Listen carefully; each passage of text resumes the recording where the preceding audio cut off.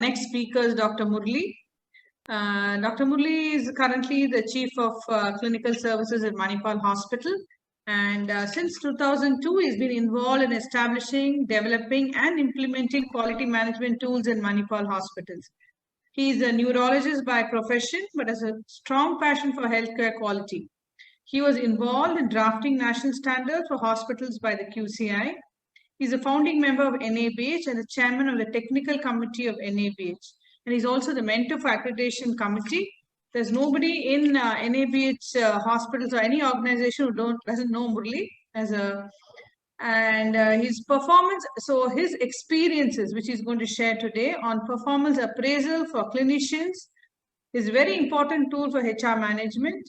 And now I request Dr. Murli to take over and do the comment. Thank you. Yeah. So thank you very much, madam, for the generous introduction. And always it's a pleasure to speak for CAHO. I've been sort of associated or speaking from the day of inception of CAHO too. And I also see quite a few of my friends, Amita, Dr. Anuradha, and many others in the panel. So thank you all again. So this topic is something which is very important. I think a lot has been talked about this topic, but probably very little on ground, because I think it's a very sensitive topic. Not just as a topic, it is sensitive as far as implementation. There have always been challenges. I'm sure this is something which not only you have undergone, I think everyone probably in this country has undergone. So let us give a little bit of background into why this problem is, because I think one major aspect is, as a clinician, when we are taught, during our curriculum, see what we practice, what we are comfortable is what we go through our curriculum. So in our curriculum, appraisal has never been something which has been taught to us. So when we come out of graduate as doctors, when we graduate as clinicians, we think that this is something which is we are way beyond this, or this is something which is not for us, it is for the rest of the people. So the only place where it is sort of some extent it is happening because of regulatory requirements is probably the medical colleges and maybe a few centers where this has to happen. But otherwise, if you look at the NHS or you look at the West, I think NHS is one place where this is happening in the right format, where first there is a self-appraisal, then there is an appraisal by your team, and then also by a larger team. So that again is because that it is a sort of a government system, finances are not involved, so many other aspects are. So with this background, I will have my talk split into two aspects. One, maybe 3 to 5 minutes, we will talk about what appraisal would mean, and then how it is, whether we could verbatim take it to the clinician. Here I mean mainly the consultant, not talking more of junior doctors, where it could be happening. And then the last part is how do we go about it. So if you strictly go by what the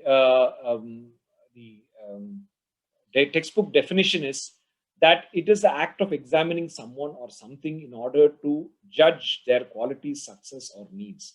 So here, if you see that it is two people are involved, or there is, even if one person, it is him, he is appraising himself. It is something he comes out of himself and sees where his qualities are, what are his successes, and what are his needs, or what is it that he need to address to go to the next level.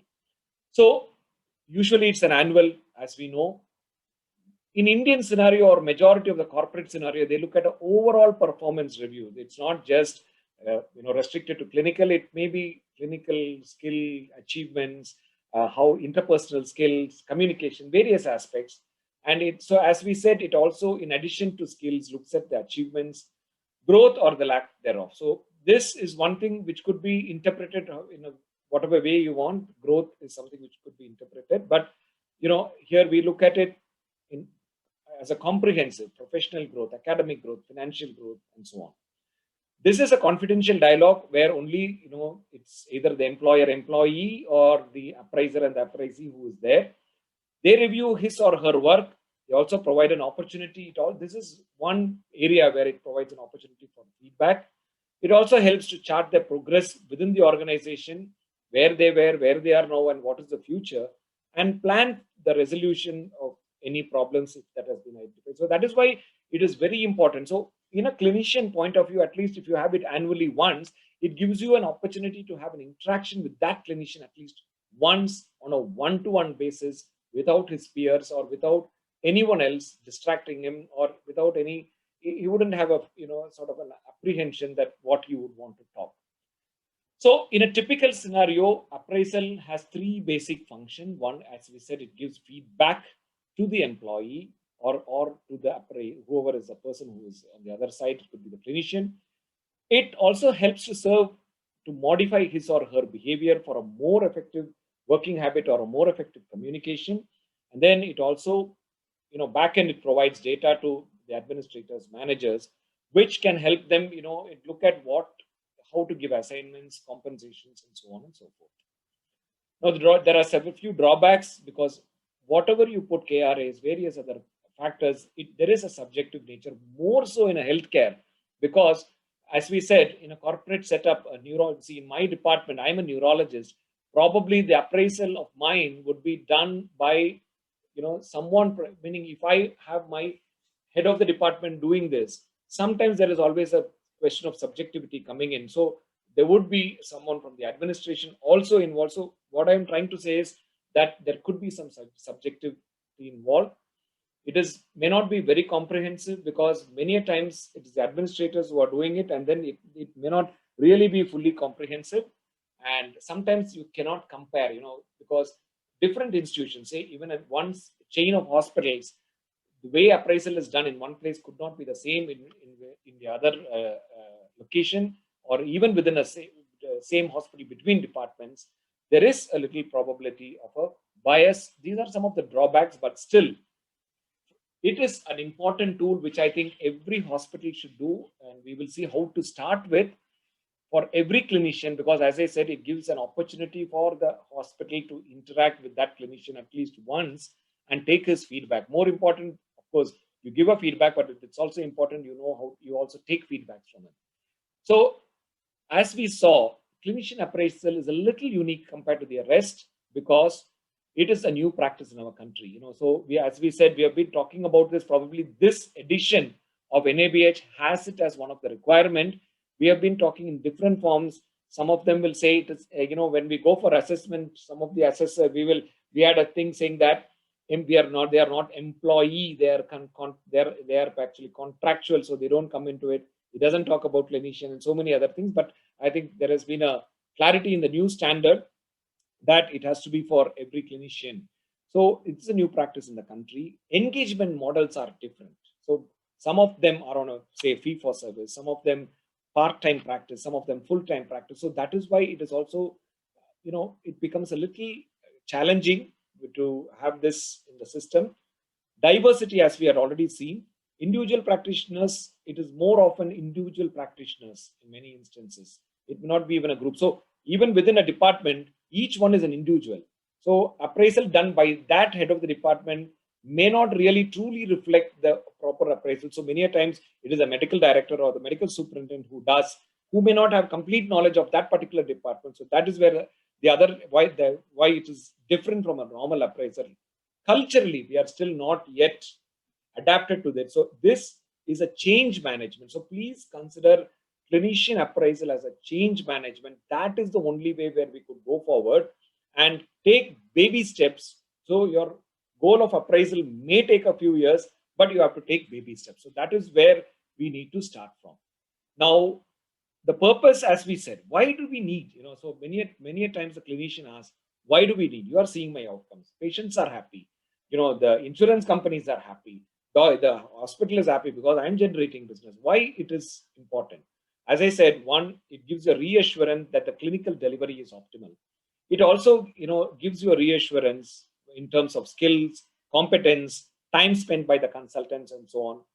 And it also, gives you the contribution of the clinician, not just to the department, but also in terms of academics, in terms of the organization, whether he or she is, aligning with the vision, mission, and the strategy of the organization. Because, where you want to say, I want in the next 3 years to be one of the, most favored organization in this part of the region, if that was your mission, whether he is aligned towards it, whether he is looking at the next steps, whether he is going beyond that. And the other important aspect of an appraisal system is it also looks at what is his communication skills, what is his attitude to the peers, whether it is his own department, other departments. So I think, it at least gives this process, makes them sensitive to all these aspects. So they know that such a things are there wherein people could be evaluated. So as I said, we have to think a little out of the box for this.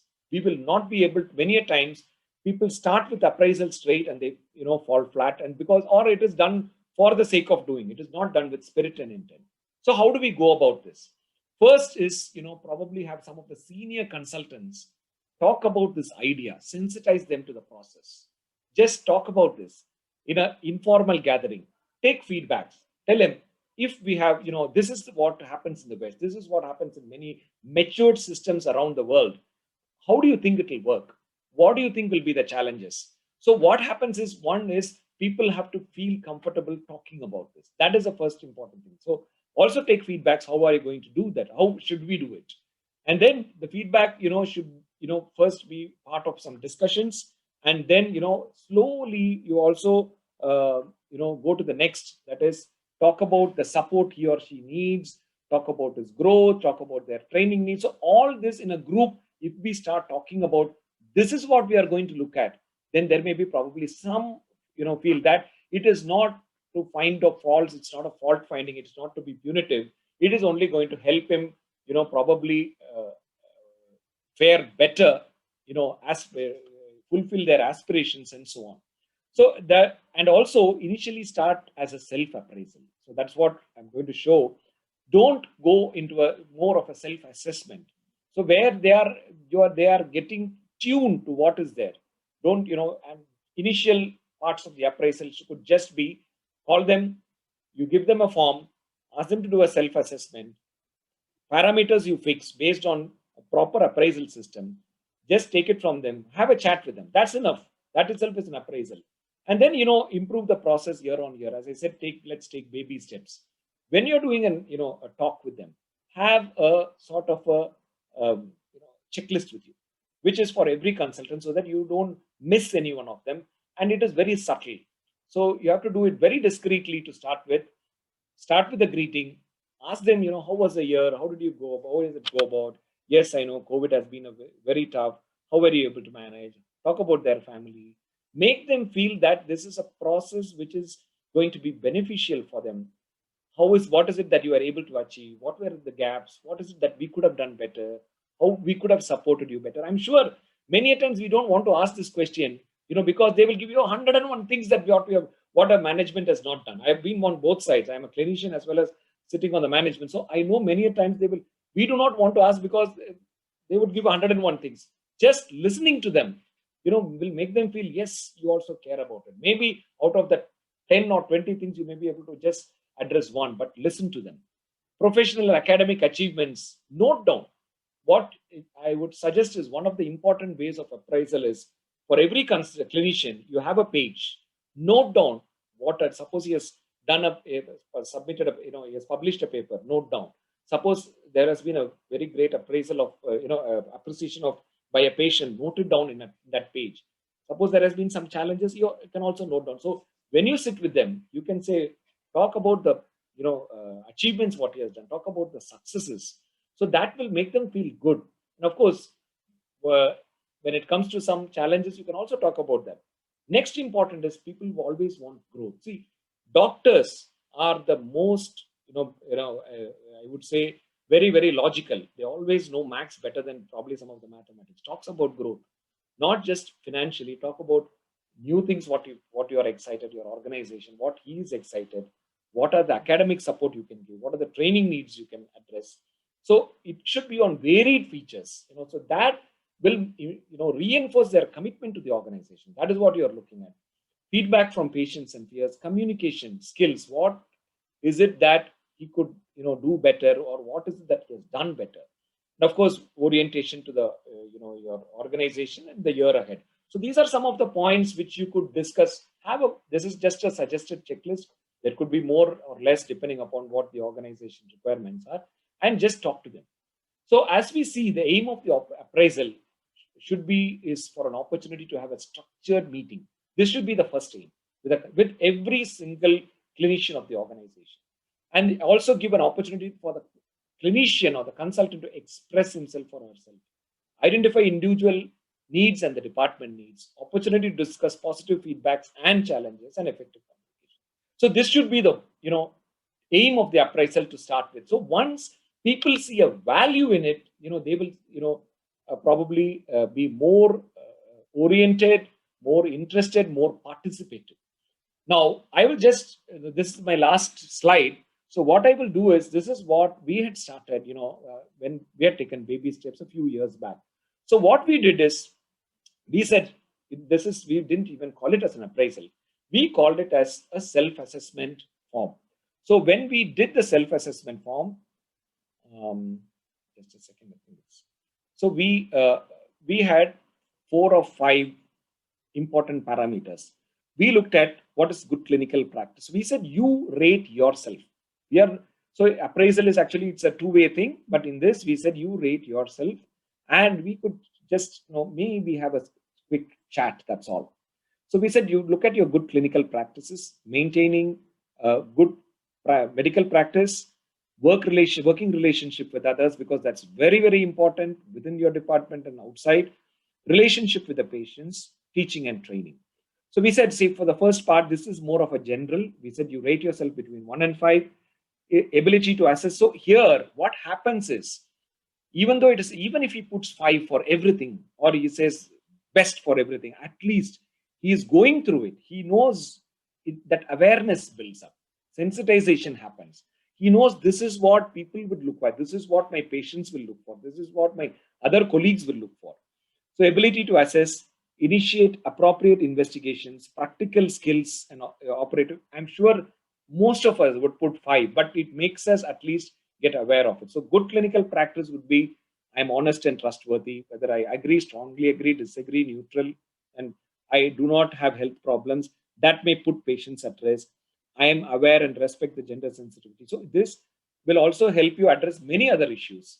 Maintaining good medical practice would look at documentation, giving patients the information, spending time with the patient, take part in regular clinical audits, and things like explaining to the family, taking consent. Next part is on working relationship with colleagues. I work with my colleagues in the ways that best serves the patient interest. And of course, relationship with patients. I respect patients' privacy and confidentiality, and teaching and any other remarks. Just take their signature, name, and that's it. So don't use this as a tool for anything. This is just a starting. I'm happy to share this if it would be of use. So what we would recommend, based on our practical experience, is start with a self-assessment, have a chat with them, and then slowly build it up to a proper performance appraisals. Many of forms are downloadable. You can download them, but don't use it verbatim. Use it somewhere it will suit your purpose. So this is how we started, and over the years we built it gradually, and we are still not reached as all of us say, quality is a journey, and we have still not reached destination, and so many other things. So that is what we have been doing, and I think I don't have anything more to say. So in a nutshell, I would say clinician appraisal is a sensitive topic. We will have to start somewhere, baby steps, have a plan. Let it be more as an enabling, more to help them, more to address their requirements. Start with a self-assessment and take it forward. So with this, I conclude the talk, and I give I have to thank thank Kaho and the team for giving us this opportunity. Thank you, sir. It was such a very informative and all your experiences were so well shared, sir. I really liked your self-assessment form, which, because always I think clinicians think that they know much more than anybody else. So to make them understand and, come into the reality forum is very important. And all your points of, especially when you said the different tips you gave on the challenges they have and the achievements they can, what have they done. This all brings on, a feeling of belonging to the hospital, and their sustainability also reflects on this. Thank you, wonderful sir. Thank you for your excellent talk.